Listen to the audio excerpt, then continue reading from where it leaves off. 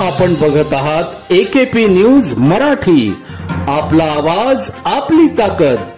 Subscribe करा, share करा, like करा. AKP news Marathi.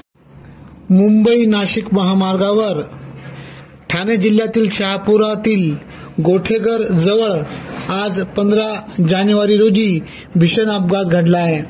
माल वाहतूक ट्रकला बस व मागील एकूण 4 गाड्या एकमेकांना धडकून पहाटेच्या सुमारास अपघात झाला आहे. या अपघातात 3 जण जागीच मृत्यू झाल्याची माहिती येत आहे. जखमींना शहापूर येथील शासकीय रुग्णालयात उपचारासाठी दाखल करण्यात आले आहे. शहापूर पोलिसांनी घटनास्थळी दाखल होऊन वाहतूक सुरळीत करण्याचे काम करत आहेत.